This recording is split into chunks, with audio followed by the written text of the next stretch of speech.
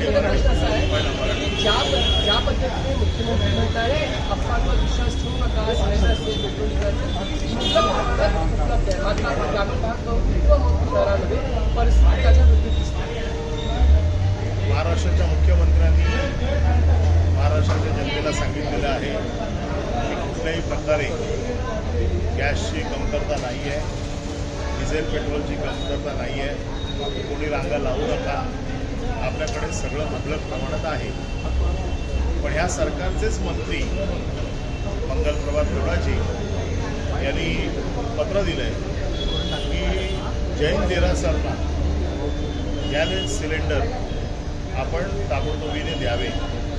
जर मुख्यमंत्री असं म्हणत आहे की कुठल्याही प्रकारची कमतरता नाही आहे आणि एक महाराष्ट्राचा मंत्री फक्त एका विशिष्ट समाजासाठी, ते महाराष्ट्राचे मंत्री ते हे विसरले की ते समाजाचे मंत्री नाही आहेत, ते महाराष्ट्राचे मंत्री आहेत. महाराष्ट्राच्या प्रत्येक नागरिकाला गॅस मिळणं किंवा इंधन मिळणं ही त्यांची जबाबदारी आहे. परंतु एका विशिष्ट समाजासाठी ते पत्र लिहित आहेत, याचा अर्थ अफवा ते पसरवत आहेत. त्यामुळे मुख्यमंत्र्यांनी ताबडतोब त्यांच्यावरती कारवाई केली पाहिजे. आणि नुसतं एका समाजाचं प्रतिनिधित्व मंत्री करत असतील तर जी शपथ मंत्र्यांनी घेतलेली आहे की मी कुठलाही भेदभाव करणार नाही, मी कुठलंही असं काम करणार नाही की जे फक्त विशिष्ट लोकांनाच लागू होईल, त्यामुळे शपथेचा देखील भंग केलेला आहे आणि त्यामुळे मुख्यमंत्र्यांनी त्याचा खरं म्हणजे राजीनामा घेतला. श्रीराम नवमीचा विसर पडलेला या श्रीराम नवमीसारखा उत्सवाचा विसर पडलेला रामाच्या नावाने. माझं साधं म्हणणं आहे की महाराष्ट्राचा मंत्री हा त्याने प्रत्येक नागरिकाची काळजी घेतली पाहिजे. मुख्यमंत्र्यांनी एका बाजूला आवाहन केलेलं आहे आणि मुख्यमंत्र्यांच्या आवाहनालाच त्यांचे मंत्री जे काही तडा देत आहेत, मुख्यमंत्र्यांनी यांची काळजी घेतली पाहिजे. सर, 2 दिवसापूर्वी एक पार्टी मुंबईत झाली, मोहित कंबोज यांनी पार्टी आयोजित केलेली. त्याच्यामध्ये आदित्य ठाकरे उपस्थित असल्यामुळे राजकीय वर्तुळात वेगवेगळे चर्चा होतात. त्यांना विचार तुम्ही कसं याकडे बघता? मी कसंच बघत नाही त्याला. असा एक मोठा कोणी कोणाला भेटायचं, कोणी कोणाला नाही भेटायचं, हा प्रत्येकाचा वैयक्तिक प्रश्न आहे. त्यामुळे हा काय राजकीय प्रश्न नाही आहे. राजकीय प्रश्नावरती मी उत्तर देऊ शकतो, वैयक्तिक प्रश्नावरती मी उत्तर देऊ शकत नाही. आज बैठक जबाबदाऱ्यांचं वाटप केले असं कळते आणि शिवसेनेची नैसर्गिकरित्या ज्या काही बैठका चालतात, ज्या रुटीनमध्ये बैठका चालतात त्याच्यातलीच बैठक होती. अशा प्रकारच्या बैठका सतत सेनापतीमध्ये होत असतात. सवाल आहे की मंगलवार जैन समुदाय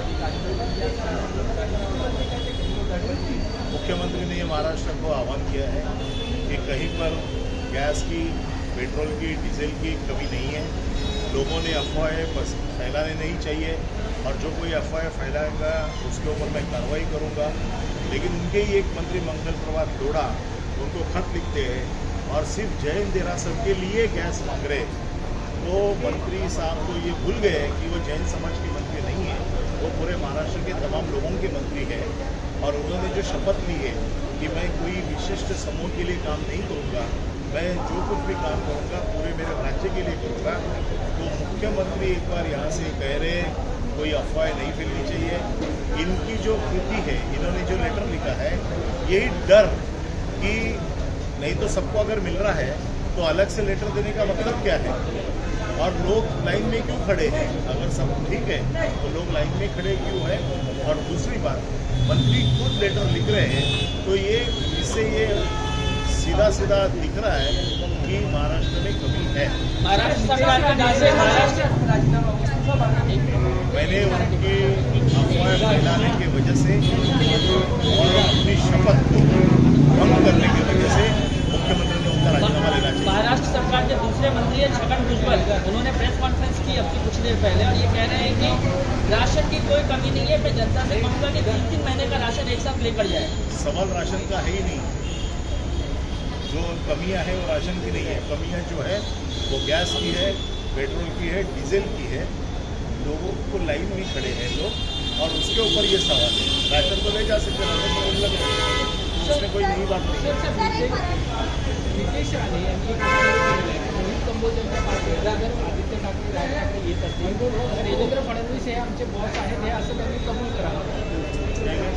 नितेश अमित यांनी एक वक्तव्य केलेलं आहे. राज ठाकरे असतील, आदित्य ठाकरे असतील, ते जर मोहित कंबोजेंच्या पार्टीमध्ये येत असतील तर त्यांनी आता कबूल करावं की देवेंद्र फडणवीस ते आमचं नितेशकडनं सांगा, देशाचे पंतप्रधान नरेंद्र मोदी नवाब शरीफच्या वाढदिवसाला गेले होते. त्यांनी मान्य करावं, नवाब शरीफ त्यांचे बॉस होते. सर, प्रश्न घातले